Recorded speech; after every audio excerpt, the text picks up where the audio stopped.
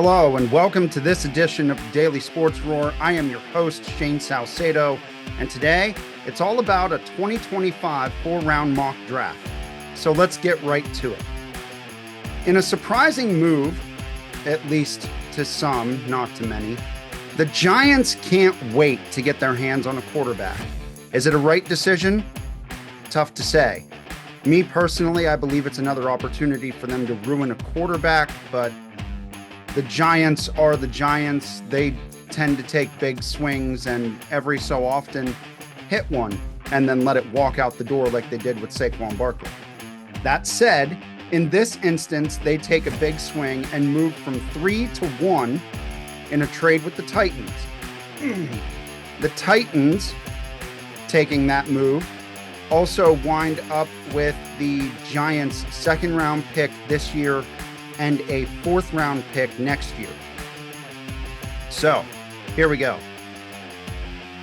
At number 1, the Giants take Cam Ward, quarterback out of Miami. The Browns, looking to shore up their offensive troubles, go with Will Campbell out of LSU. At 3, the Titans then take Travis Hunter, cornerback out of Colorado. And at 4, the Raiders trade up from 6-4 with the Patriots in a move that gives the Patriots the Raiders' second-round pick at 37. They also give up a third-rounder next year in order to make the move complete.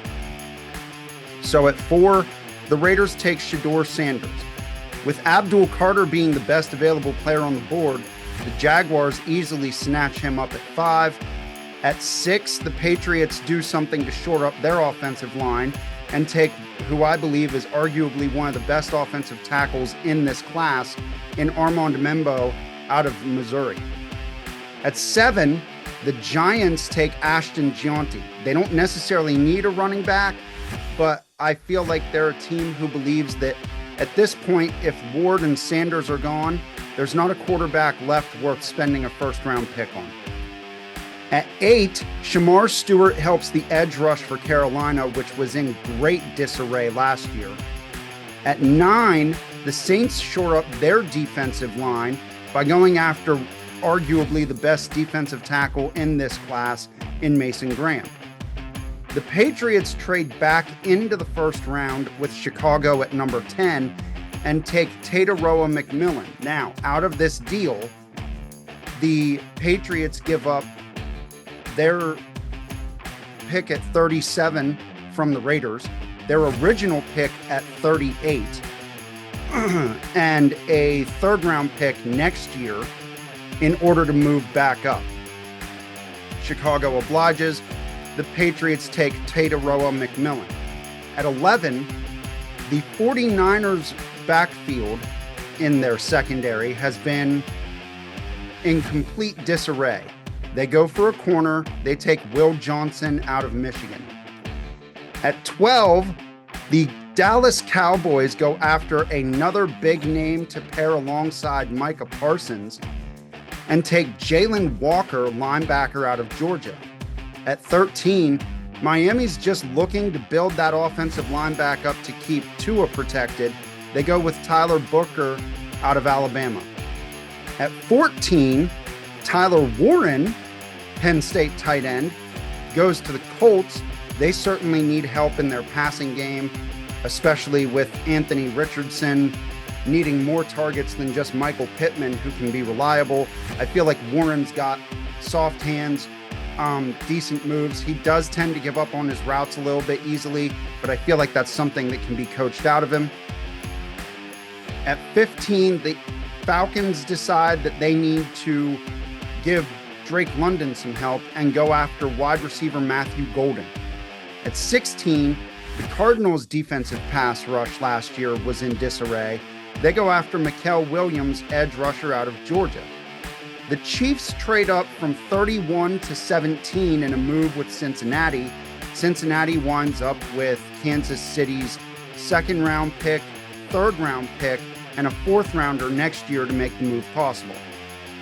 As such, Kansas City takes Kelvin Banks Jr., offensive tackle out of Texas. Now, this move is significant because because it is based around their willingness to trade offensive guard Joe Thuney to the Chicago Bears earlier in the week. At 18, the Seahawks secondary is running thin, especially with Rayshon Jennings looking to trade out. There's certainly going to be a need for secondary help. They go after safety Malachi Starks. Pretty easy. At 19, the Tampa Bay defense is looking to bolster its linebacker core. A lot of teams that were able to get past the first level against this defense last year didn't have too much trouble getting by their linebackers. They take Jahad Campbell out of Alabama.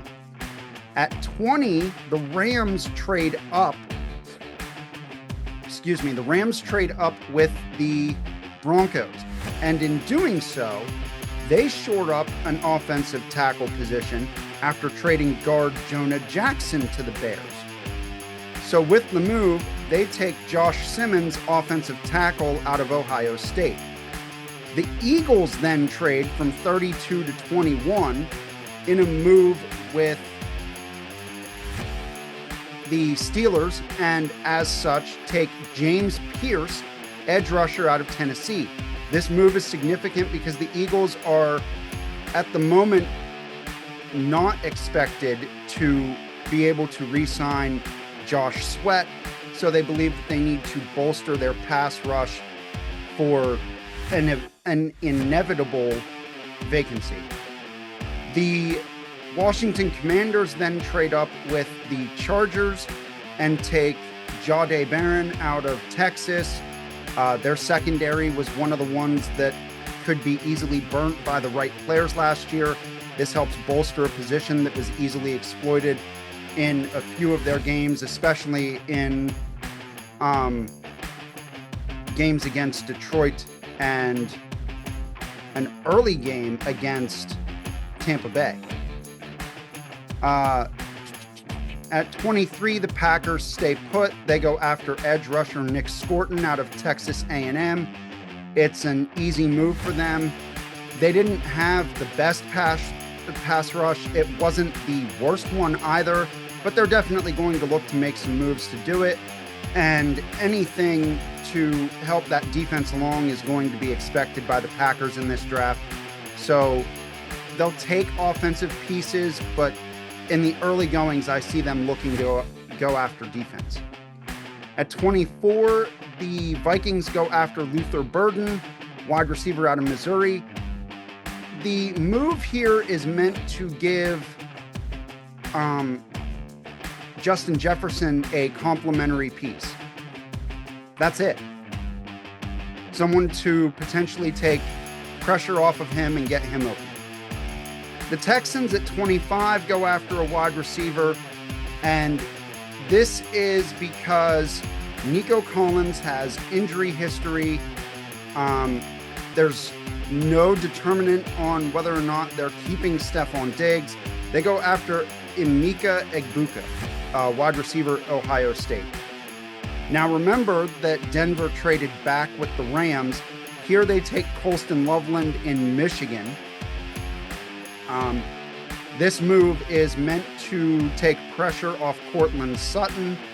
Bo Nix primarily had only 2 receiving targets, a running back out of the backfield, and Cortland Sutton last year. And from where I sit, the Broncos have not had a standout tight end since Julius Thomas. At 27, the Ravens stay put. They take Siobhan Ravel, cornerback, East Carolina. Now, this is a very good move for them because their secondary, especially in terms of slot corners, were middle of the pack last year. They're looking to bolster that position in their pass defense in the coming year. At 28, the Lions take Gray Zabel out of North Dakota State. It is a move specifically meant to protect Jared Goff. As we saw, Jahmyr Gibbs and David Montgomery had no issue getting through the holes, but the problem was keeping Goff upright, especially the later in the season they got. The Chargers and Bills move places here. Keep in mind that Washington traded with the Chargers to move from 29 to 22. The Bills then trade to move from 30 to 29 with the Chargers. And at 29, they take safety Nick Emenwari. Now, this move is meant to shore up a position that in years past has not been an issue for the Bills, but free agency expects to change that this year.